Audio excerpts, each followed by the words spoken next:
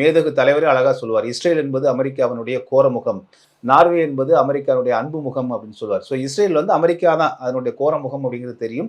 முழுக்க முழுக்க அதனால தான் அந்த வெஸ்டர்ன் கண்ட்ரியில் குறிப்பாக மேற்குலக நாடுகள் கிழக்குலக நாடுகளையும் இணைக்கக்கூடிய இடத்துல வந்து அமர்ந்து கொண்டு இப்பொழுது முழுக்க முழுக்க அணு ஆயுததாரியாக இருக்காங்க அவங்க. ஸோ கம்ப்ளீட்லி ஆர்ம்டு ஒரு கண்ட்ரின்னு சொல்ல போனால் நியூக்ளியர் ஆர்ம்டு கண்ட்ரி அப்படின்னு வந்து பார்த்தா அது இஸ்ரேலாக தான் இருக்குது. ஆனால் அவர்கள் ஏற்றுக்கொள்வதே இல்லை. எங்கிட்ட இஸ்ரேல் இருக்குது, எங்கிட்ட வந்து ஆயுதம் இருக்குன்னு சொல்கிறதே கிடையாது. ஏற்கனவே தொடர்ந்து வந்து பார்த்தீங்கன்னா ஈரானில் வந்து அணு ஆயுதம் இவங்களை செய்வதற்கான வாய்ப்புகள் இருக்குது அப்படின்னு தான் தொடர்ந்து டார்ச்சர் பண்ணிக்கிட்டே இருந்தாங்க ஈரானை. நாங்கள் சோதனை செய்கிறோம். அப்புறம் அக்ரிமெண்ட் போடப்பட்டது. ஒப்பந்தம். ஈராக் சதாம் ஹுசேனுக்கு என்ன சொல்லி பண்ணாங்களோ அதே ஆமாம். ஈரான் மீது இப்போ ஒன்றும் இல்லை, நம்ம ஊரில் வந்து யாருக்கு கஞ்சா கேஸ் மாதிரி தாங்க இது. அங்கே வந்து நியூக்ளியர் கேஸ். நம்ம ஊரில் வந்து எப்படி ஒரு இடத்துல கஞ்சா வச்சிருக்குன்னு சொல்லி பிடிக்கிறேன்னு சொல்லி பண்ணுறாங்களோ இதே பெரிய அண்ணா அமெரிக்கா செய்வாங்க. பெரிய அண்ணா வந்து அவங்களுக்கு நியூக்ளியர் வெப்பன்ஸ் வச்சிருக்கான் அப்போ நான் தேட போகிறோம் அப்படின்னு சொல்லிட்டு அதன் பிறகு நீங்கள் வந்து பார்த்தீங்கன்னா கம்ப்ளீட்டாக அந்த நாட்டுக்குள்ளே போகிறது